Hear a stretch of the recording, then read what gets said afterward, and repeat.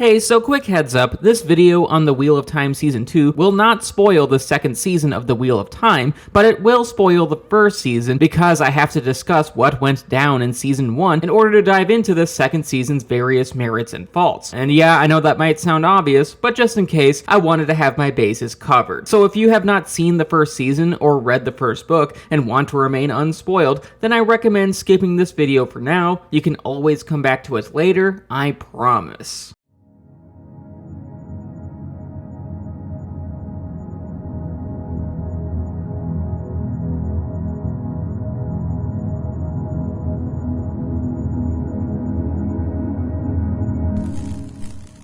The Wheel of Time Season 2 is a big step up from Season 1. This second season of Amazon Prime's adaptation of Robert Jordan's epic high fantasy series finds its footing and a narrative rhythm in a way that evaded a chunk of the previous first season. If anything, Season 2 is really good. But to explain why this is the case, I kind of have to go into detail about what did and did not work in Season 1 for a few minutes. If anything, it's kind of necessary that I go over Season 1 at least a little bit, because it lays down the foundation of this video essay's overall thesis. See, The Wheel of Time Season 1 had a fair share of problems. For one thing, the storytelling and narrative reveals often felt rushed and were presented at less impactful times. See how Season 1 offhandedly revealed that protagonist Randolph Thor was the Dragon Reborn, i.e. the reborn soul of a magically powerful man who is destined to potentially use his powers to save the world, which, you know, in the show is a reveal that should have been done in big and climactic fashion, but it was instead just kind of casually thrown out there. Yes, even though the mystery of who was or was not the Dragon Reborn acted as a big part of Season 1's whole narrative momentum, meaning that it was a reveal that should have coincided with an epic and memorable moment. And then there was the problem with how the TV series quickly went through the cursed city of Shatter Logoth, a place that in the book was haunting and was narratively built up through Robert Jordan's expert prose, a form of storytelling execution that the TV series sadly did not reciprocate. And that honestly reflects a larger problem that is endemic to Season 1. Because whether we are discussing Rand being the Dragon Reborn, Shatter Logoth, or whichever, some core events from the first book weren't executed as well in the show. They lacked necessary panache and imagination, which was the opposite of what occurred in the books, which were detail-rich and weaved plot reveals and twists into the story with expert precision. If anything, some of the book's important sequences did not survive the transition from page to screen. Then there were the visual effects, which were kind of rough in Season 1. While the weaves looked fine, i.e. the visual representation of channeling a source of magic that is referred to as the One Power, the Trollocs, i.e. minions of the evil Dark One, did not look good in motion and appeared like low-grade CG that you'd find on network TV, but without the charm and cheese that some network TV CG possesses, because Bebo. I love Bebo. He just wants cuddles. And sadly, unlike that example, The Wheel of Time Season 1's effects just were not convincing, all while being too high budget to achieve a certain stylistic personality that often accompanies bad low-budget effects. Unfortunately, The Wheel of Time Season 1 CG just did not land for me. Then finally, there's the uncomfortable fact that the show was negatively affected by the pandemic, because this show was filming in 2020 before being shut down a bit because of the COVID lockdown, something that overall negatively affected The Wheel of Time Season 1, given that actor Barney Harris, who plays Matt, opted to not return when filming resumed, which was a problem given that he was a core cast member, more on that in a bit, and many sequences in the last couple episodes required rethinking and reconfiguring, kind of like me in my 20s trying to figure out what the f*** I wanted to do with my life. And to be fair, I still dwell on that existential crisis, but anyway, the point. The Wheel of Time Season 1 didn't conclude in an acceptable fashion, and as a result, Season 1's final episode was probably the worst episode of the season and had an unsatisfying final battle sequence that, like the earlier examples involving Rand's Dragon Reborn reveal and Shatter Logoth, were not executed as well when compared to the books. Only this time, it was the entire ending and caused Season 1 to close on a sour note. Unlike at the end of the first book, Rand does not get his big heroic moment. If anything, he accidentally sets a powerful enemy free, and visually speaking, the season's final battle sequence did not befit the source material's conclusion. It was because The Wheel of Time Season 1 1's earlier mentioned ugly and unconvincing special effects reared their head again, and overall really detracted from the climax as a whole. And for that, the season finale just did not conclude in a satisfactory manner. This was really unfortunate because, despite its problems, season 1 still had the great depthful world building that was present in the books and had a strong emotional core, mostly due to its stellar protagonists, a roster of characters who felt true to the books, because despite some general egregious problems about how the show did not compare well to the novels in many instances, the core characters were one of the major ways that season 1 did capture the spirit of the source material, like starting with the adults in the proverbial room. Lead Rosamund Pike really portrayed the essence of Moraine, the Aes Sedai, Reed, a member of the powerful order of female channelers that use the One Power, whose mission was to find the Dragon Reborn, a person destined to hopefully save the world from the Dark One in an apocalyptic war culminating in the last battle. And then there was Daniel Henney as the swordsman Lan, a warder, Reed and Aes Sedai's generally male bodyguard, who is loyal to Moraine. And between Moraine and Lan, those two characters set the tone. And that's even before we discuss our young crew, who are country bumpkins from the rural village of the Two Rivers, consisting of Joshua Stradowski's eventually revealed Dragon Reborn Rand al'Thor, Barney Harris's mischievous Matt Cawthon, Marcus Rutherford's thoughtful yet emotionally conflicted Perrin Ibarra, Madeline Madden's intelligent and resilient Egwene Alvear, and Zoe Robin's short-tempered yet empathetic Nynaeve Almira. And to be clear, these are all great characters, protagonists in the show that match the depth and nuances of those same protagonists from the books. And honestly, the adaptation being able to capture the essence of these larger-than-life protagonists was impressive in and of itself. And yes, I know some fans were upset by the more racially inclusive casting, but to be honest, if someone is really bent out of shape due to how some characters are played by people of color, then they just kind of need to grow the hell up. Because I've seen enough grown-ass people piss and moan about the Wheel of Time's racially inclusive casting for years, and it's just sad. And I know sad, I'm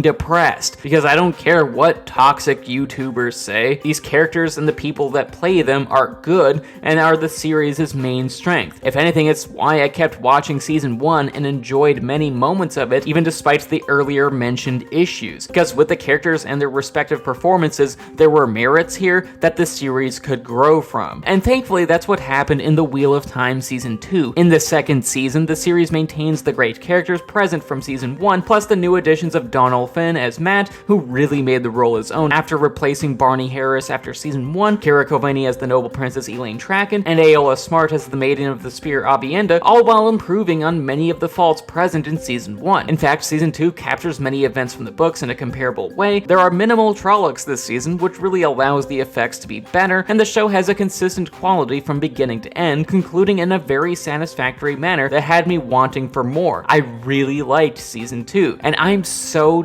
damn thankful for that, mostly because the Wheel of Time as a series is important to me. After all, I discovered the books at a key point in my life. See, back in 2015 and 2016, I was in a bad place mental health wise and had to go to a hospital in order to get stabilized and eventually receive a diagnosis for obsessive compulsive disorder. And the one thing that really comforted me during that horrible and depressing time was the Wheel of Time series, i.e. the books that really captured my imagination and featured characters going through their own turmoils and troubles, both personally and mental health wise, that I strongly related to. And for that, I really loved the book series, and it will always hold a special place in my heart. But by the time 2021 came around, when the TV show premiered, I was initially saddened that I didn't fully click with season 1. If anything, given my history and love with the series and how it is so damn important to me, the first season being mid was very disheartening for me. Because while season 1's character development was a major strength, that said character development was diluted by inconsistent execution of concept in other areas. It was a problem. Yet with that said, season 2 found a narrative rhythm that didn't detract from the great character work, really capturing the essence of why these protagonists were so relatable to begin with in the source material through very effective character arcs. In season 2, Rand is a man who can channel the One Power, something that will eventually cause him to go insane, and thus must overcome a fear that he will hurt the people he loves. Matt must contend with feelings of low self-worth and prove that he is worthy of being a good person. Moraine needs to reconcile how much she is willing to push people away in order to accomplish her objectives of helping the Dragon Reborn. Lan has issues when it comes to trusting Moraine. Perrin can communicate with wolves and he fears that he may lose his humanity. Egwene undergoes an experience of personal resiliency, and Nynaeve is incredibly strong with the One Power, but must figure out a way to control it. And given all these arcs, Season 2 really embodied what was so great about the books, by which I mean the relatable characters. It reminded me why I connected so much with this series back when I was going through an internal hell in my mind. And seeing as this season had fewer faults than the first season, this allowed the protagonists, i.e. the best part of this series, to receive the vast majority of my critical focus, and did so to positive results. Given Season 2's more consistent quality, I really connected with the characters because emotion-wise, they felt very true to the source material. They have all the relatable characteristics that they are supposed to have. Of course, Season 2 did feature some creative departures from the books. While sure there were specific events that Season 2 shares from the books, i.e. Rand's new romantic interest and or sex pelt that makes Rand become the dragon rehorny, Nynaeve's experiences through the magical arches, and Egwene going through some things that I won't spoil, there were some clear deviations that caused Season 2 to not be a one-to-one adaptation of the books, which, you know, only makes sense. After all, Season 1 ended in a way that was different from the books, with Moraine being stilled, i.e. being cut off from the One Power, Rand pretending to be dead, and Mat not being present in the last 2 episodes, something that in Season 2 ultimately caused a very different and unpredictable retelling of this story that simultaneously felt fresh, all while being loyal to the notion of the novels. After all, the character of Logain teaching a reluctant Rand how to channel the One Power, Moraine visiting family in Kyron, and Mat being a captive of Leandrin is very different from what happened in the source material, but they are scenarios that match, if not literally, then emotionally, many aspects of the journeys these characters face in the books, i.e. Season 2's various earlier mentioned character arcs. It's all quite impressively done, and that's even before we get to the introductions of new core cast members like Elaine and Avienda, and how the show expands upon the details and ideology about its antagonists, like the various Forsaken, i.e. the Dark One's most powerful servants, who were alive back 3,000 years prior and knew Rand in his previous life, and a new antagonistic faction called the Shan Chan, an imperialistic force who all have American accents, which is fun because American accents are all too often overlooked in modern high fantasy series, because if anything, if someone says y'all, I will feel seen. And when combined with all these elements, the new avenues the characters take and the introduction of new details allows Season 2 to feel like a new take on the series, all while maintaining a faithfulness to the source material, at least emotionally wise. The changes generally worked. Hell, especially given that I didn't have to do as many side-by-side comparisons of scenes from the show that tried to imitate and or emulate scenes from the source material this season, which in the TV show often did not do better than the book. If anything, some of Season 1's alterations worked favorably. Sure, I have my earlier mentioned complaints about the last episode, how some of the show's changes to direct scenes from the books did not capture the essence or feel of the source material, and then there were things like Perrin's wife being fridged, which was controversial even for people who really enjoyed Season 1. But still, with that said, Season 1 ultimately did feature both visual representations of scenes discussed but not shown in the novels, and actual legitimate changes that worked pretty damn well. You know, sequences like the action scene involving Rand's mother while she was in labor, and Nynaeve's area of effect health bomb that gave everyone a stat buff, because I like health bomb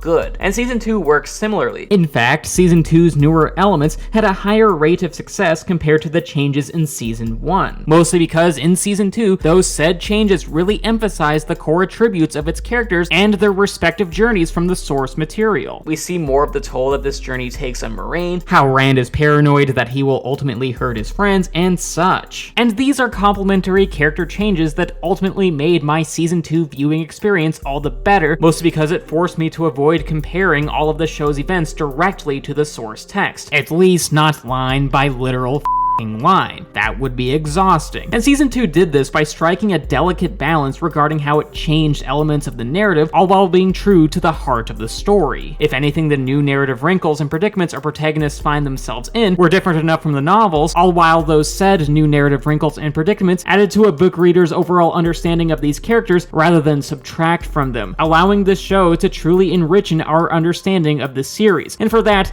these changes allowed Season 2 to stand tall on its own merit. pirates. The show, while following familiar emotional beats and the overall story, became its own beast, no relation. However, season 2 still is not perfect. If anything, it has a few blemishes. For one thing, Rand is often chastised for not learning how to use the One Power faster. Yes, even though he had believed that he had already defeated the Dark One at the end of the previous season, and thus didn't want to go insane, something that will happen faster if he uses the One Power regularly. And for that, I kind of wish Rand had defended himself, because he had good reasons to believe that what he was doing was right. Like, some of his actions get quite a bit of guff this season, and that's kind of irritating because Rand's decision making in this regard is completely rational. It's justified. And then there's the fact that more than half of season 2 doesn't really have a focused objective. Like, there are discussions of the eventual last battle and such, but there isn't an emphasis on something more solid in the meantime, which is very different from the books. See, in the source material, the books either generally featured a specific conflict between characters and or political entities, Rand and others trying to make the Chosen One prophecies come to fruition, or powerful objects that our heroes try to obtain that could potentially change the course of the war against the Shadow. And in the books, these were all conflicts and objectives that caused the reader to focus on the stakes of all these stories individually, even though the actual conclusion to this whole series was a long ways off. Because wow, this series is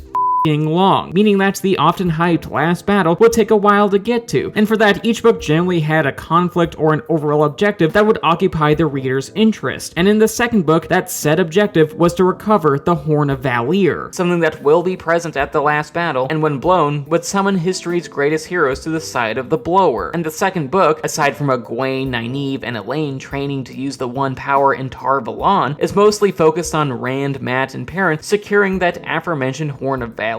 Yet season 2, which mostly adapts the Great Hunt, takes a different route from the book. While Perrin is on the quest and chasing down Padan Fain and the rest of the dastardly fiends who currently possess the Horn of Valir, Rand and Mat are doing their own thing, which plot-wise lessens the Horn of Valir's importance in the story. While sure, it is still a critical piece of the last battle, it just does not receive the narrative attention like it did in the book, which in season 2 results in a lack of a focus objective until the last few episodes or so. But still, even with that said, the strong characters and the world building is compelling enough on its own to overcome those problems. After all, as a book series, The Wheel of Time is known for the big personalities of its characters and its heavily detailed world, and The Wheel of Time Season 2 captures the essence of that. If anything, the show explores The Wheel of Time's nuanced magic system, regional politics, different styles of antagonists, and the values and faults of its legendary yet very human heroes. And for that, The Wheel of Time really found its footing in Season 2. The show has at last won me over.